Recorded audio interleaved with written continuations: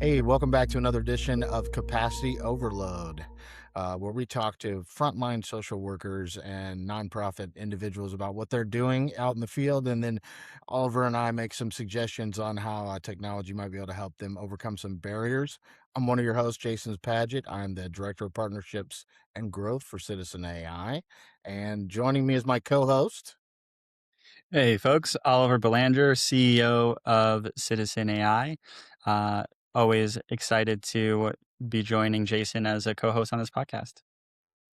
And today we have a special guest. I've known a lot of the guests, most of our guests I knew, but Justin and I have a pretty big history, and there is nobody in the state of Indiana who has gone, I say more from a juggalo to vice president of education and credentials, training and credentials at the State Educator Training Academy and Mental Health America of Indiana. I mean, dude, you have been there. I remember when got the first big recovery coach job in the state of Indiana back probably 2018, and you went and asked them what you do, and they looked at you and I said, I don't know, what do you do? Like you had to define your own role. It was such a new space. So tell us a little bit about you, and then we'll hear about the work that you do with Mental Health America. Yeah. So, hi, everybody. I'm Justin Beattey. As Jason mentioned, I've lived quite a life that I've worked through all the years. I love how you slid that in. And the funny thing is about that is that, like, we both know individuals I know from my previous lifestyle, and that kind of stuff. And then I ran into them working in the recovery field. And it's like, who would have thought? But, I come from a for profit business background in my previous career, managing retail places and things like that.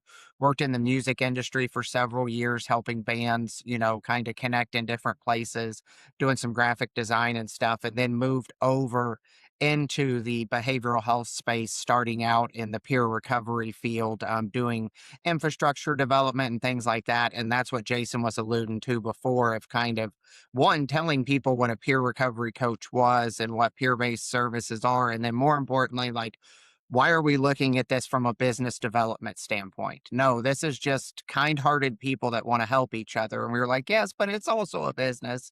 And we need to do some things from business operations, workforce development and that kind of stuff. And that's led me, to where I am today. As Jason mentioned, I'm the VP of Accreditation and Certification with Mental Health America of Indiana. And so related to that, I get to do a lot of cool stuff across the state and nationally related to accreditation and certification processes for behavioral health organizations or behavioral health professionals.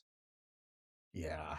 Can we dive in just a little bit to what it was like when the opioid money hit Indiana? And I don't usually dive into my recovery story too much, but I originally hit recovery in 2006, and I wasn't raised with religion, and I have all of the respect in the world for 12-step recovery and religious recovery, but it was so hard for me when 12 step was the only, or hyper evangelical religious, celebrate recovery, you could go. But other than that, there were no other choices really in the state of Indiana. And then all of a sudden this model comes in, and I know Stan DeKemper and Nate had looked into this recovery coaching prior to when that money hit, but it really hadn't taken off. And now all of a sudden these opioid dollars flood in, and this East Coast mentality that came out of Faces and Voices of Recovery and Greg Norman's work and Phil Valentine and CCAR was like, hey, there's like a million pathways to recovery, or at least a few hundred. Like, what if as a coach, I was to ask you which one appealed to you and then walk along exploring that alongside you? To me, that was just like, that was my shift from the restaurant industry to behavioral health, because I was like, finally, something that meets people where they are. Yeah, no, and I agree wholeheartedly with you. I mean, similar as me, and pretty much anybody who identifies in a pathway of recovery, they tried it multiple times before to different levels and stuff like that. And as you mentioned, I was all the respect in the world for faith-based anybody. It's just not my jam. And I'm absolutely fine with that, and the more structured approaches. And so that's where, as you were saying, I kind of got turned on to recovery coaching and whatnot. And one, that's what helped me find my personal pathway of recovery, because I am a person with personal lived experience. But as I worked through it, I was asked, hey, do you want to kind of become more involved in my experience in the for-profit business sector. There, I opened stores for a huge clothing retail chain, trained people how to open the stores. And so as I started working with Stan and Nate, who you mentioned, they were like, you have the training skills that are the hardest part to teach. They were like, we can teach you the fundamental aspects that you seem to already get because you don't have this affinity towards certain things. And I've always prided myself on being a very open-minded person and really understanding that I don't have to agree with you to understand where you're coming from and recognize that it works for you. And whether it's technology, whether it's peer-based services, whether it's just a conversation on politics or anything, I think that's what becomes most important, is really looking at situations and how does it benefit the community that's using it rather than how does it benefit yourself. Yeah. That's brilliantly put. And I've always been a swim upstream kind of guy. So I was trying to get like Buddhist-based recovery programs off the ground back, and that in the Midwest, but the fact that you can have a recovery coach, and technology, the first mention of technology is, there are some Buddhist-based recovery programs in Indianapolis, and there are definitely, like Nashville has a pretty strong refuge recovery, but the online presence, like, does give you the ability to join different like-minded people in conversations.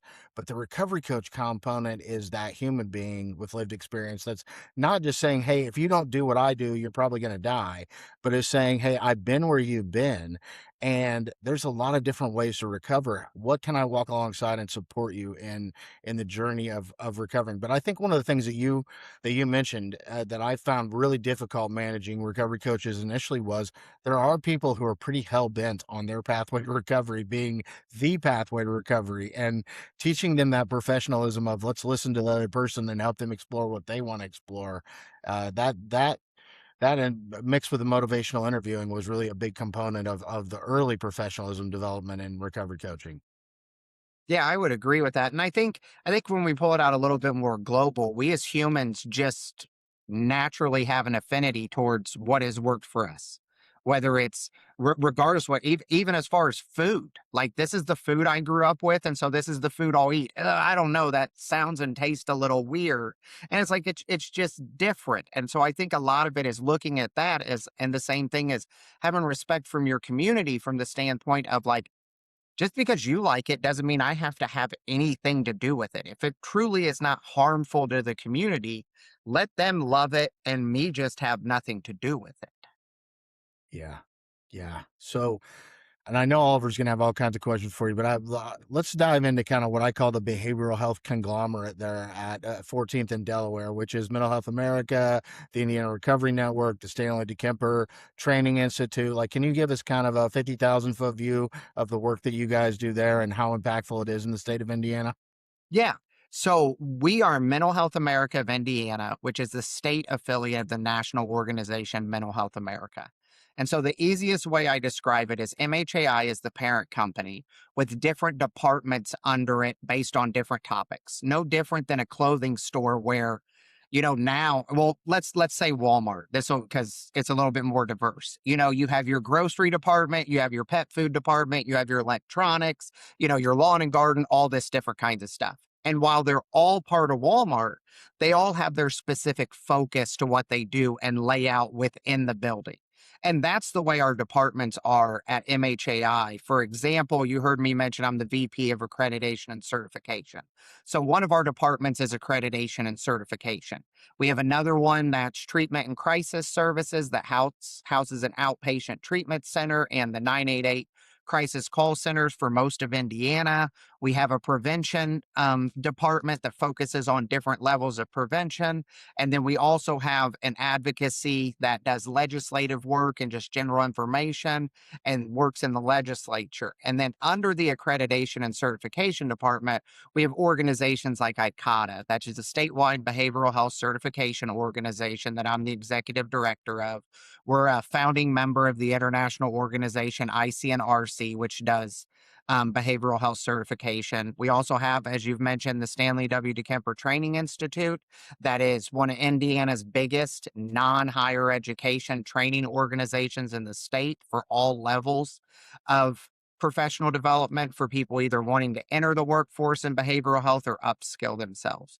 We also have the Indiana Affiliation of Recovery Residences, or NR, that is known as the state level advocacy organization for safe and stable housing of people seeking or in recovery. We have the newly renamed Recovery Network that you mentioned, because we're looking on taking what the amazing stuff we've done in Indiana and seeing how we can partner on a more national level. And then we also have IRACS, which is the Integrated Reentry and Correctional Supports Organization that does accreditation for peer-based jail services. So for peer recovery coaches to go into county jails and provide people support while they're incarcerated to better help them on that reentry journey and try to help them for success sooner along in their pathway. That's a lot, man. It is. I'm not even going to pretend like it isn't. And I mean, and we get it's truly an honor to be able to be involved with the stuff we are. And one of the things I love about our organization, the stuff I get to be involved in, is a lot of what we do is oversight and connection with the direct support people, whether it's clinical, prevention, recovery based, or whatever. And so we help establish and maintain standards for the professionals or the organizations, and then support them with meeting amazing partners, getting new information, whatever it is, to help those direct service professionals and how they truly connect and whatever benefits their local community. Oliver, you got any questions so far? I know I your brain's spinning. I mean, all of that is pretty incredible and amazing. I think one thing that might be great for the audience is to just explain what peer recovery coaches are, and what that, I guess it wouldn't necessarily be a pathway so much as a resource for pathways, but kind of dig in a little bit on what exactly that is. Yeah, absolutely. So, depending on where you are in our country or world, you may or may not have ever heard of the term peer recovery coach, because for our profession, there is not one standardized term. And what I mean by that is, like, we all know what an addiction counselor is. We all know what a social worker is, and a mental health therapist and that kind of stuff. We know what a pediatrician is.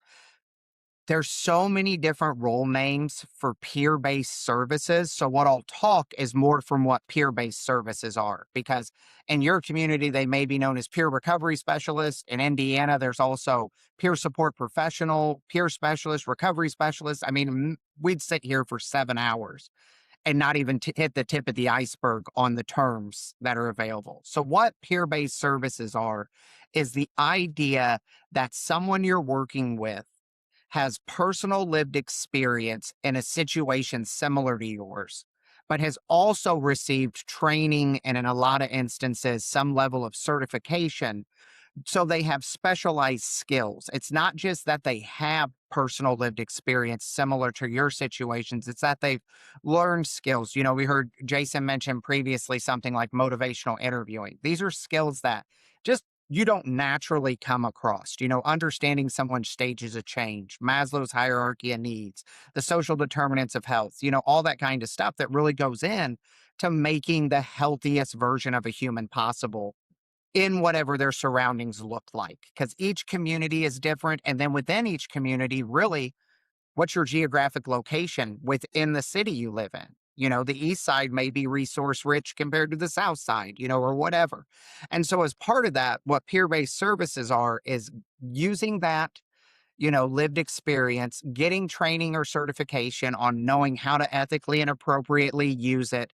Because what we want, and Jason was talking about helping people find their own pathways, is the overarching idea of peer based services is not to focus on what I, as a service provider, have done, but what I can do to be of service towards each person I work with. That there's not a carbon copy, cookie cutter approach to working with each person. Now, I use those skills I've been trained on and modify them based on each conversation. So, like Oliver, you and Jason may have a similar background and you come to me, but you're each a unique individual.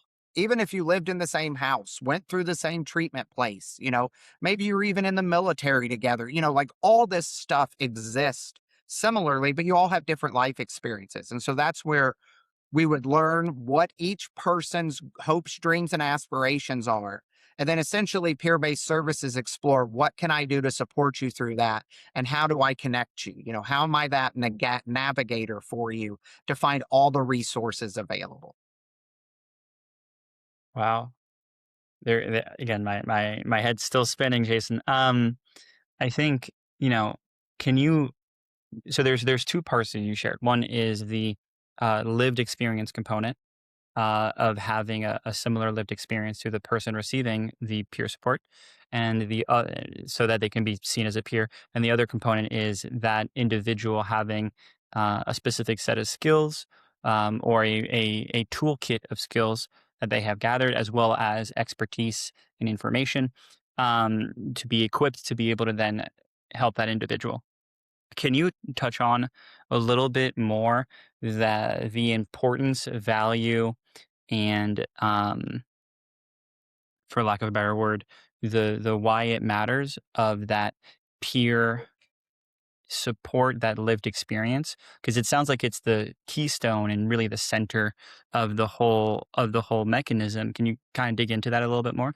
Yeah. So again, I was talking about like pulling things out to a global thing is like we as humans, especially in Western culture, have been focused on the differences. Whether it's social media, whether it's our conversations or anything, a lot of our conversations and our thinking is why is everything different from me?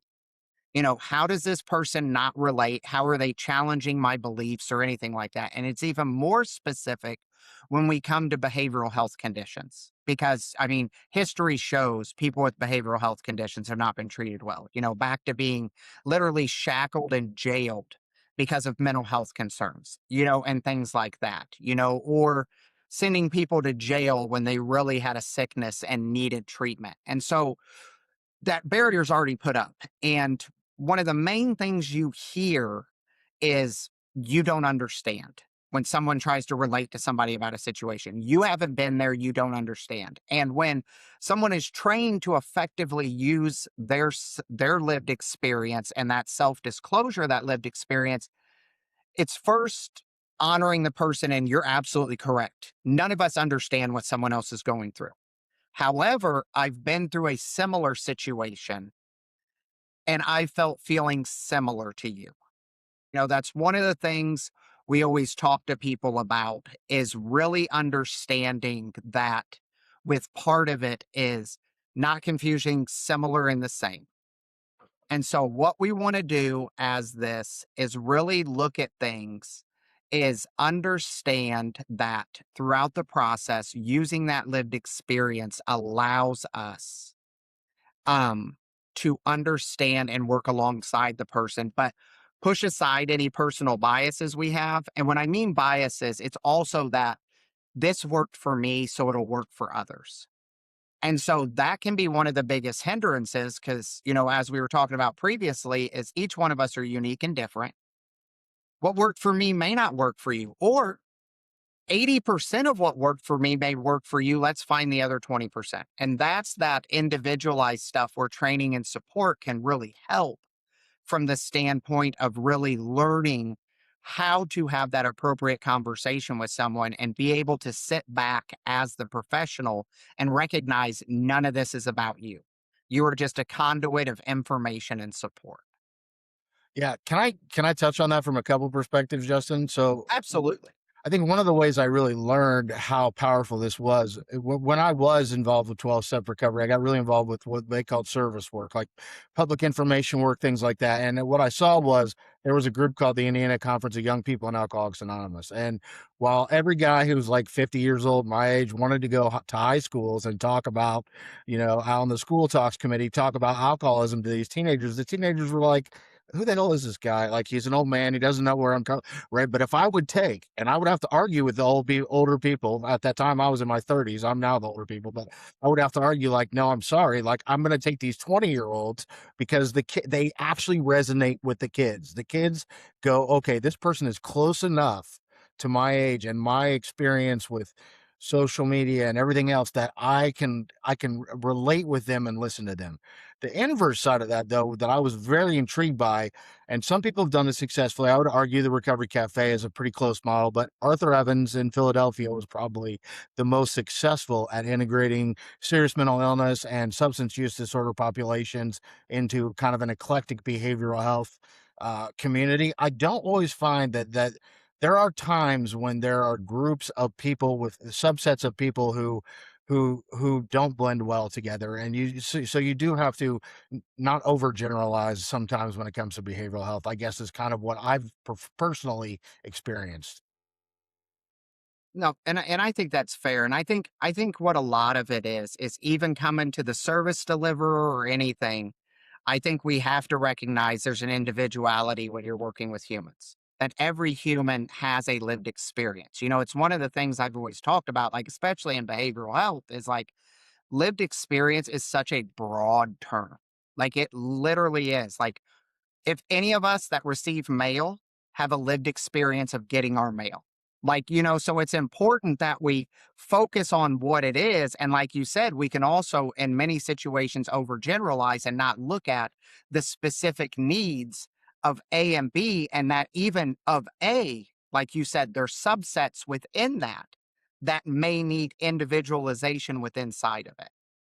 Well, and that brings us to actually the one place that I love, though, that I would like you to delve into, which is the idea of recovery capital. The fact that abstinence is from alcoholism, because alcoholism happens to be my problem. Abstinence from alcohol is not the only thing that I need in my life in order to live a healthy life. That, if you could touch on that, as well as the paid help versus transitioning people to more natural help. Yeah, so we'll start out with that. So you heard me previously mention Maslow's hierarchy of needs.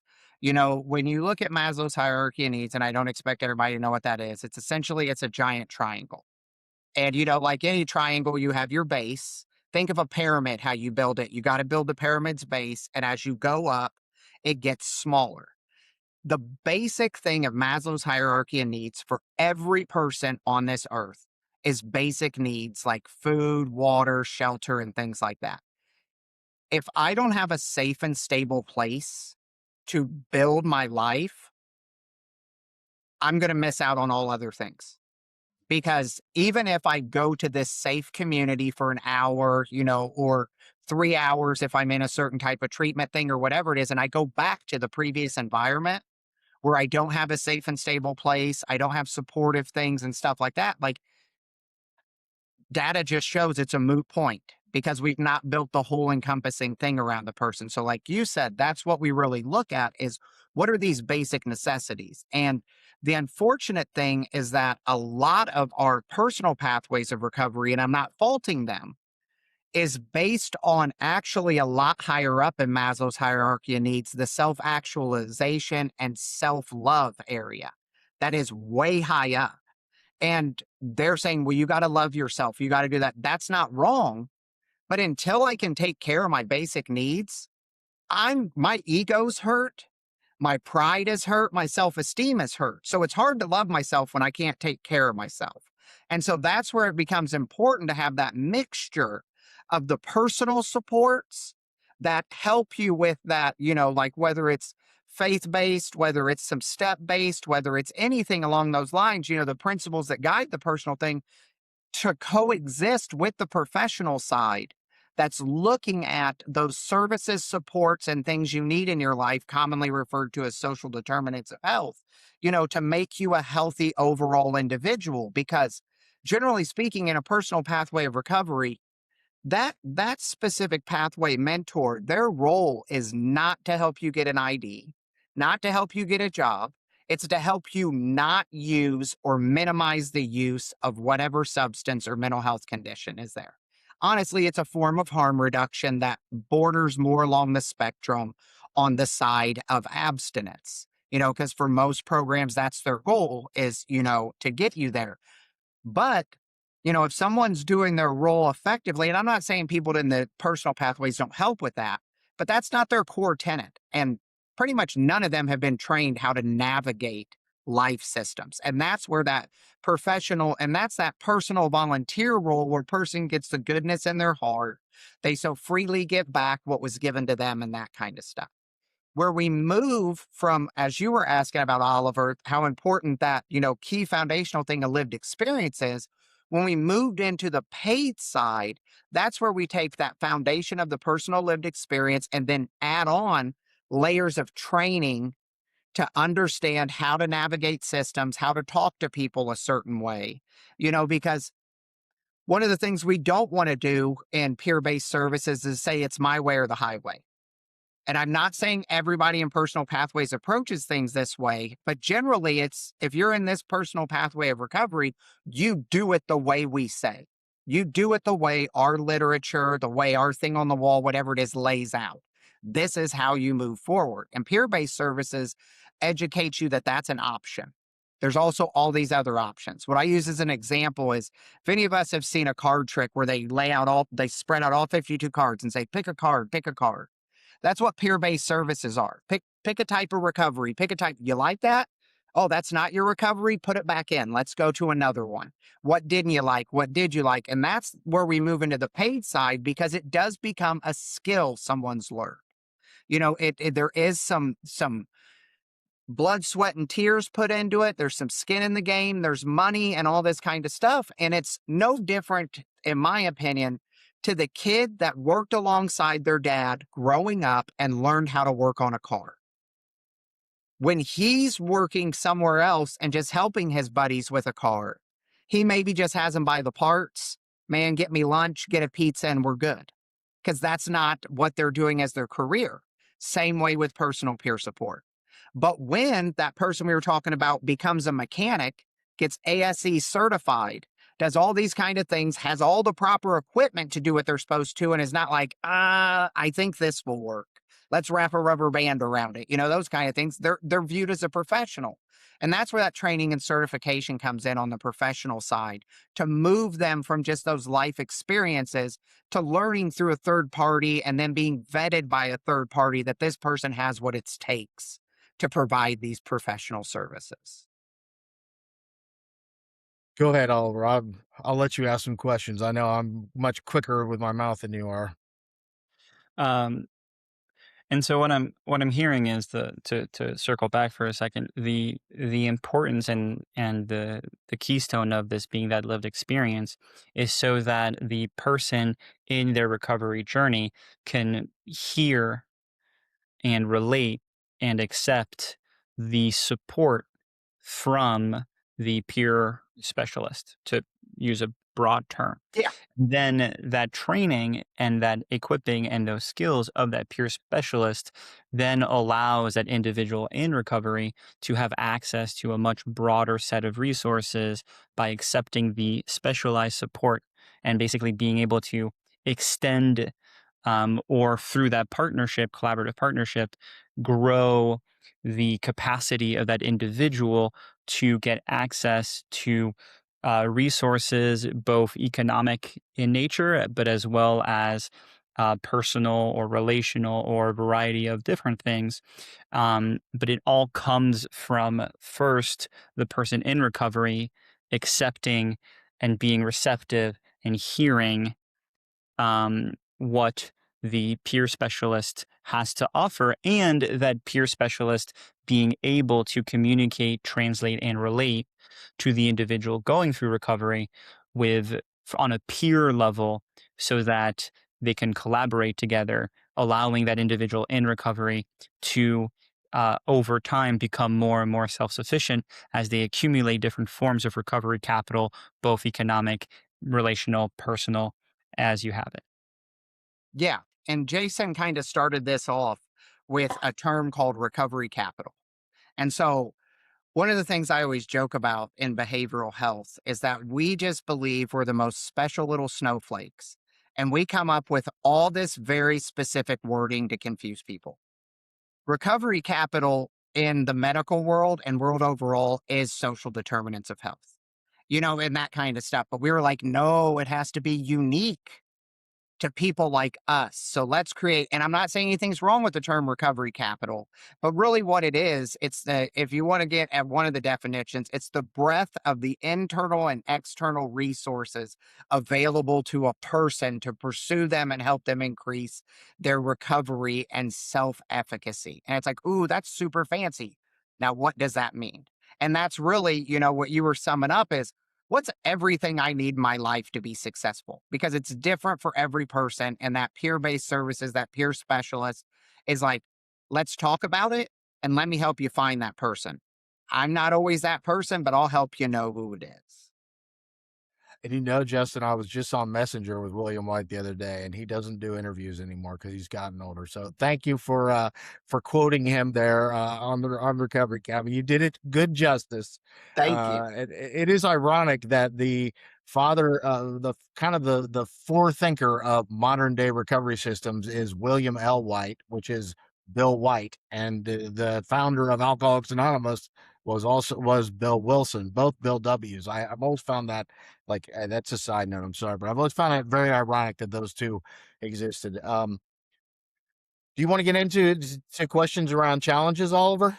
Yeah, and actually, this is where my mind went to as a good next question is, you know, as these peer support specialists are doing their work, what are some of the challenges they face? So one of the biggest ones, like looking from the workforce side looking out, is wages. Generally, this is looked at as we're moving away from this, but generally this is looked at as well, they should get some of their pay and just goodwill and feeling good about themselves and helping others. And I say this in every situation where it's talked about. If someone has figured out how the power company will give me a discount because I'm just a good dude that helps other people, please let me know. Because I don't know anywhere that I get an awesome guy discount for just doing stuff. No, we need money to pay for stuff. But I think as part of that too, some of it is the workforce itself not standing up for itself and just accepting that and being like, yeah, someone like me is just lucky to be working in this field. And I'm like, you've put some work into this. Like, let's be real. You went and got trained, you hunted some stuff down, you passed an exam, you went through an interviewing process, like let's perk up some of that self-esteem, some of that outlook. And I think some of that goes back to the stigma, and that kind of thing. And we could have weeks conversation on that. But I'd say that, and then also kind of as Jason was saying, with viewpoints, I think is some stuff because some people are like, well, this is done for free in the recovery community. Why should we pay for it? And that's a lack of knowledge. But I'd say another one too, kind of thinking about what you all do is there is this, and this is my opinion, there's this fallacy that recovery and wellness comes through osmosis, that I have to be standing next to someone. We have to be able to touch. We have to breathe the same air in order to recover. And I don't think we need to lose the human element and everything. But if I think a lot of good things, especially around technology, came out of our interactions with COVID.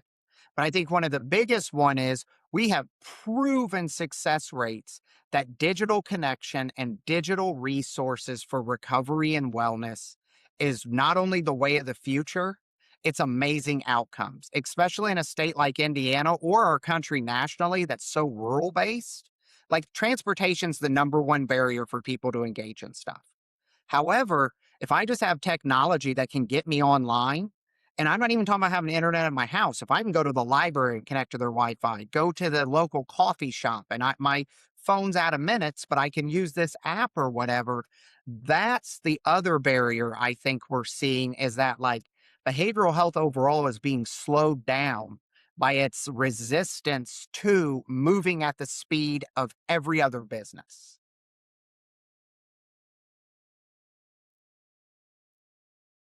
I mean, the first thing I'm just going to throw out there that I was thinking, and so are you familiar with Notebook LM, Justin? High level, very Okay. high level. Well, you can put any document or YouTube video, a lot of things you could put into a Notebook LM folder and then create an audio overview. And one of the things that I think is really when somebody's going to look for a job or a job interview, right?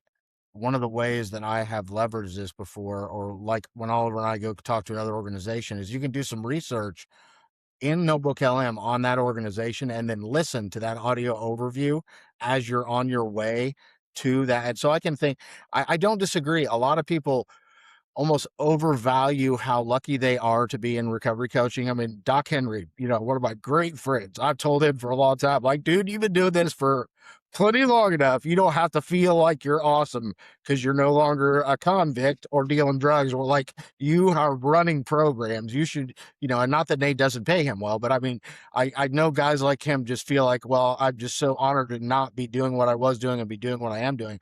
But I know that that also comes a lot of background with people in recovery coaching is restaurant, construction, illicit behavior and things like that. So going to an interview at an organization like, let's just say Mental Health America, like I would be very intimidated. But to be able to listen to something talk to me about that organization before I get there, so that I came in, I mean, heck, I've been in professional work for a long time, and I still like when I go to an interview and somebody's like, "So, what questions do you have about our organization?" I'm like, I don't know, right? Like, I was thinking about what I could give to your organization, not." And so, I tools like that, as well as like individual coaching that ChatGPT does. I think sometimes if you set up a project right, so that you can kind of converse back and forth and rehearse, like, yeah, I'm a hothead. I mean, you both know me, Justin. You know me from when I was a lot hotter head. Like, just people who have trouble with conflictual conversation, being able to go back and forth with technology, or a chat bot on that before they do it with a human being, much safer space to do it. And I think that's a good thing to point out with that too, is because I think as we move forward, like I think people need to dip into stuff and figure out how does, AI, how does this stuff work for me to benefit my life? And that kind of thing. And I think that's a great suggestion that, if you don't mind, I'm going to start using with people, because that's one of the things we get asked all the time around professional development. And I didn't know Notebook LM could do that, so I'll definitely use it as a resource. But I've always told people, look up where you're interviewing, look up where you're applying, and learn about the organization. And remember, you're interviewing them as well. You should ask them some questions, because both sides are agreeing based on a piece of paper, their job description, your resume, and then maybe at most 3 to 4 hours of conversation, which you're hoping is the rest of your career. So, great suggestion. Thank you. Uh, Along these lines, I guess one question that comes to mind, and I think this often comes up for all direct services roles, what's the typical caseload for a peer recovery specialist or peer specialist? So it's all over the place, to be honest. A lot of it has to do based on your service modality. And what I mean by that is, you have places that are more structured engagement, like we're there every week. So you have your caseload based on how many hours you're working and how many production based hours you can have of meeting with people. Other places, like more community based settings or outreach places, are generally based more on need, because you're going to people or that kind of stuff. Uh, uh, and you don't ever think, in recovery coaching and peer services, you're going to be using math. But one of the things we teach in our supervision thing is that it's actually a mathematical formula. Is that 75% of a person's total scheduled hours in a week should be direct interfacing hours. And that's not one person. That's interfacing hours, because Oliver may need 3 hours on one day and Jason needs 30 minutes. But we want to keep that other 25% open for when Jason needs to meet again later that week. We have a return of a person back in, so they're not waiting weeks. And I come from for-profit business. I understand that makes the CFO or whoever your financial person stress, and that kind of stuff. But I'm like, you're you're going to fill those hours. Like, it's not like, yes, they're unscheduled, they're not unproductive. Like that person's not just sitting around for 25% of their scheduled hours doing nothing. They're meeting with people, returning phone calls, and all that kind of stuff. But I think it's important that we ensure that peer-based services are accessible when they're needed because life changes on a moment's notice. And if I have to wait a week or two to talk to someone about my food needs, my housing needs, I may not ever talk to that person again because I've went back to previous behaviors, or I think they don't care. Let me one other suggestion, because this really worked for me at another organization, right? And this does require a paid AI account, like a paid Anthropic. I think is the more professional one than but Google Gemini, Microsoft Copilot. I still don't know that I'd bet the bank on ChatGPT in a behavioral health setting because none of them have HIPAA compliance yet, right? So you're probably best to lean into Microsoft or somebody who could actually pay the bill if you had a problem. But the thing that we used to have is an organization I worked for, the CEO, brilliant person, not didn't always think the way that the people who were delivering services did, and didn't always articulate things in a way that resonated with them and that they really knew what was expected of them. So what we did is we had a paid account that we all shared, and then we had permissions to record our leadership meetings. And then we would take the leadership meeting and have AI decipher that down to each person and send them like what they were supposed to do at whatever thought level they had. I often use reading level. Like I've heard people say, like, talk to me like I'm 5. Don't tell it that, because it will like talk about dinosaurs and zebras. And so, but if you say, like, break this down to me like I have an 8th grade education level, it will break it down to a much simpler way. And I just found that across all of us, we all so much better understood what was expected of us, and could feel some pride in accomplishing those things because we weren't being held up by the fact that we didn't understand what was being asked of us. No, that's a great suggestion. And I mean, I think that's important is that individualization because I mean, unfortunately, too, no matter how safe of an environment you've created, in your organization, people always have previous experiences from other employers or even within the same organization that makes them hesitant. And that's why that psychological safety and things like that is so important. But I like that idea, of getting permission to record everything. And like, I've started doing that more. Like you said, like actually, we had a team meeting today and I asked everybody on it, hey, can I record this? And then I'm going to get the transcription, put it through for our meeting minutes and with the action items and all that kind of stuff. Cause I've seen a couple other people do it. And man, this is the first time I will have done it myself, but I have loved all the other things I've got from people around that because like you said, it's clear so I can read it and then itemized. I go find my name and I know exactly. And sometimes I'm like, I couldn't read my handwriting. I was writing so fast, I was taking notes, but I was getting it down so quick because it was such a great conversation. I can't read what that scribble is. Well, and it's also kind of takes it off your plate. Like, have you ever been in a meeting where you were up next and you did not hear what the person before you said because you were thinking so hard about you being up next? Like, if you again, you always have to have everybody's permission in the room to do it. But if you'll just let something transcribe that and then break it down later, it frees everybody in the room up to kind of be more conversive with each other than worried about taking notes on what's going on.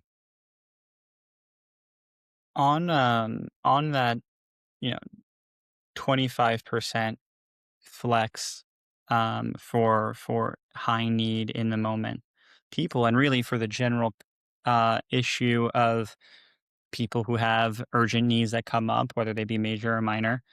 Do you think there's opportunity there for technology like AI, like these different things, to be able to kind of come in and provide some level of support um, to those individuals in those moments? Yes, I think though that it's really all based on the creators and what the algorithm's been fed. Like that kind of thing. Because I mean, news is this way. News is only doom and gloom. So, I saw a statistic. I haven't fact checked it, so I have no idea if what I'm going to say is correct. But it was like 2/3 of people between 12 and 19 in the United States have used some type of chatbot in the past week for mental health advice.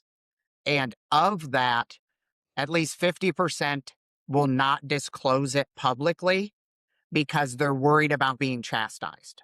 But they were using it in the middle of the night. They were using it when one of their peers wasn't available to talk. They were scared to talk to them or anything. So I think there's definitely an arena for it as long as the right people are building the algorithm and that there's fail safes in it to know when a referral needs to be made, and that kind of stuff. And I think what's most important with that referral is I would love to see these kind of chat bots and this kind of stuff be integrated into live conversation, where it's automatically it says you're not, and something less scary than this, but like you're now being transferred to Justin, a live person to support you with this, and I have training and I'm like, but I'm still communicating with you through text. It's not like this picture pops up and like, haha, caught you, and scares you or anything. But I think there's ways it can really work alongside people. And the same kind of thing too, like even in crisis or emergency situations, sometimes I just need to know where something is. And so when an algorithm's been loaded, based on like where I think would be cool is that if we could load a recovery plan into a platform and it knows everything that's going on with me. So then it's individualized when I ask, this and that, like it spits out stuff specific to me, not a generalization of here's the places near you hiring. No, it knows my skill set and these kind of things. It knows that I have to take care of my children in the morning before my wife, goes to work, or before she gets home. And so it gives me, based on your preferences, here's what you need. And that's where I really see this stuff becoming of great benefit is that individualization. And I think it'll speed up a lot of the connection to amazing things because that in theory then can travel with me. And I don't have to recreate the relationship with a person that if I move, so I live in Indianapolis, let's say I move to Newark, New Jersey, I have to completely restart a relationship there, and maybe my stuff gets sent over. But if I have an app or some type of chat that follows me, and the new provider uses it, they can just be like, hey, I already connected with your stuff. I see your history. I see this and that. We love that you're using that. Where do you see me walking alongside you as part of this path? That's where I really see this really complementing a lot of what's being done. And then that allows that 25% maybe to go to 30% because there's no shortage of people walking in the doors. Like people act like there is a shortage of people wanting services. No, you will have 5 times more people come to you when you're providing quicker access to support and actually moving along with the way our world's moving. And Yeah. it So sounds go ahead, Oliver. I mean, it sounds what I'm hearing is, the most important thing for you for that opportunity is that, the technology is really purpose driven for this function, has the guardrails, has an understanding of what it is and what it's not, right? Understanding that it's not a therapist. It's not supposed to do that work. It's not trying to do that work. That needs a person. And more importantly, that needs a license. And so really having it be purpose driven for that appropriate function with the proper guardrails in place to keep things from going off the rails, as unfortunately does tend to happen, not tend, but has happened with some of these general purpose tools. Yeah, and this is not an infomercial for the Citizen AI app, but we might have an app that does exactly what you're talking about. So at some point in time, we got to have coffee and show you the functionality of that app, and then maybe if you're impressed enough, you can come back on and talk about that. I will. I'll go more from the therapy standpoint of so because I do have some of the same concerns that you do. When I was at Human Plus AI conference out in San Francisco, it's almost 2 years ago now, right? That was when therapy chat bots were starting to come around, and now there's licensing concerns, and thank God the government's stepping in on that. But my initial thought was, okay, you're just trying to take all of these areas where you refuse to spend the money to have enough human to needs ratios, and you're going to just deploy AI chatbots so that you can save some money in those areas. And I do not like that idea at all. And then one of the providers there, I went to their roundtable and decided bring that up to them. And they did make a very valid point, which is a therapist might see someone once or twice a month for 45 minutes to an hour, right? And so if there was an ongoing relationship, three-way relationship between this AI technology, the client, and the therapist, that it could help better inform the therapist of what was going on with the client.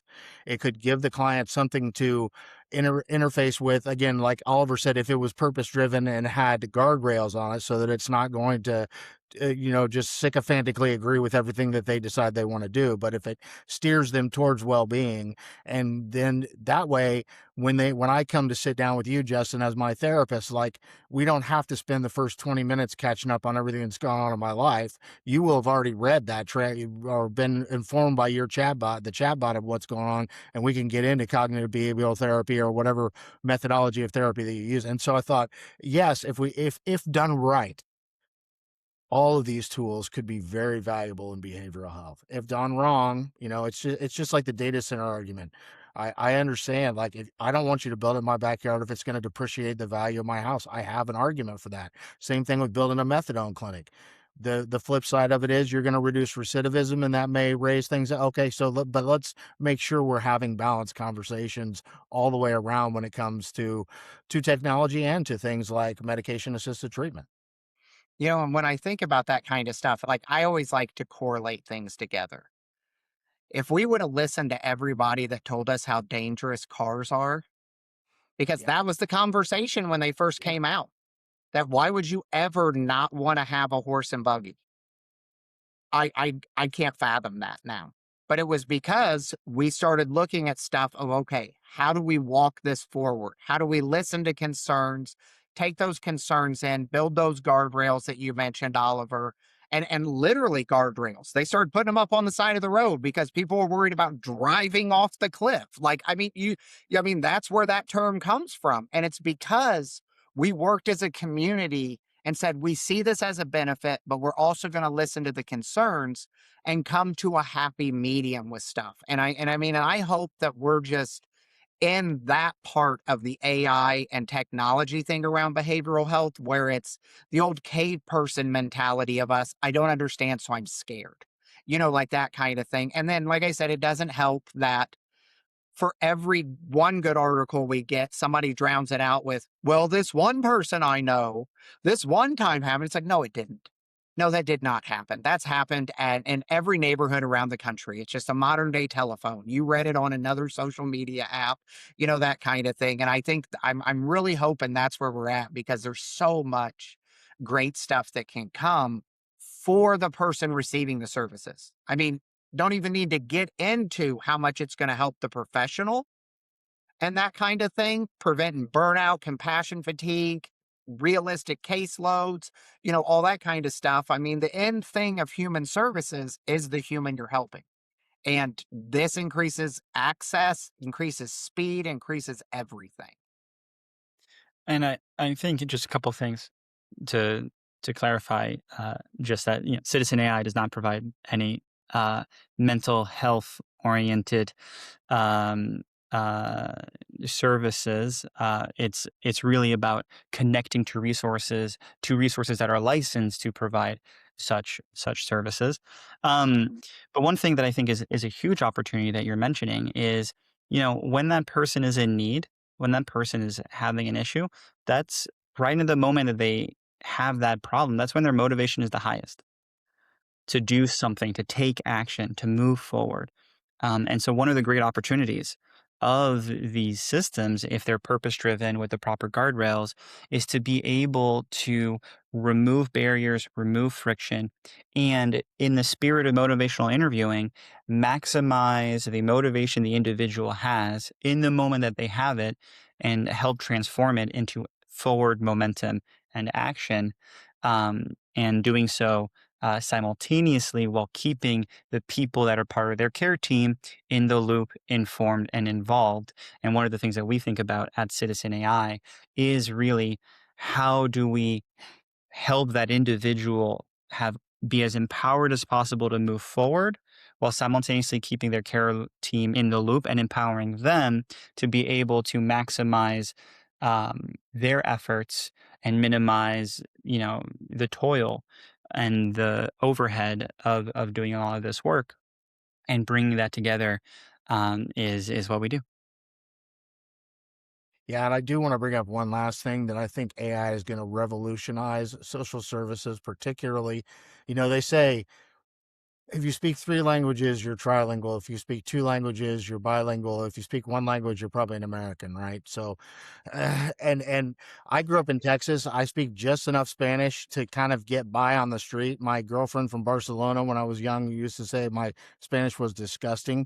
But when I was at the Salvation Army, individuals would come in, families that did not speak English, and my inability to communicate with them at the level they needed in order to get to services was frustrating for both of us, right? Now you have these AI tools, whether it's Google or ChatGPT, that are like 70 languages programmed in there that you can just set in between two individuals and it can translate. That is a big game changer for a lot of places. And I do hope to see that deployed a lot more. Yeah, I think that's a great point because, I mean, at best, most social services organizations have a line they call and hope Mhm. someone's available. And then within a language, you have the dialect. And does someone speak conversational or do they speak textbook? Because most of us know conversational English. We don't know textbook English and we'll get confused by it. And, within that frame, if we go back to the keystone of peer support coming from relating, coming from lived experience, shared experience, uh, ability to speak the language and ability to, or for the person in recovery, ability to receive the information in their native tongue, um, is going to be a huge factor in to the degree and how well they are able to hear it. Man, this has been a great conversation. I know it would be. But Justin, closing thoughts that you have, and then you are gonna have to let us buy you coffee one of these days so we can show you the Citizen AI app. But I just want to say thank you. Thank you for maintaining a level head sometimes, historically when things have gotten a little political. Thank you for your leadership for peers through the state, and thank you for joining us here today. And all that you guys are doing down there is just phenomenal work. Dude, this was fun, man. Like I'm really glad you reached out to me and I'm super excited that I was able to have the time, this afternoon to fit it in and everything. Cause like I love having these types of conversations. So, I mean, you guys are doing awesome work. I think these are conversations that just need to happen more, where it can just honestly, I think that's what part of this is, where I talked about, the scaredness of it, so to speak, is that like just normalizing these conversations from the standpoint of like, I have these questions. Okay, we don't, and the other thing is understanding we don't have all the answers right now. Like, realistically, no one has the answers to anything, regardless of how long it's been around. So just thank you all for keeping this at the tip of everybody's brains and having it a conversation for everybody. I appreciate the invite. It's Yeah. been great to meet you, Justin. Thank you so much for coming on.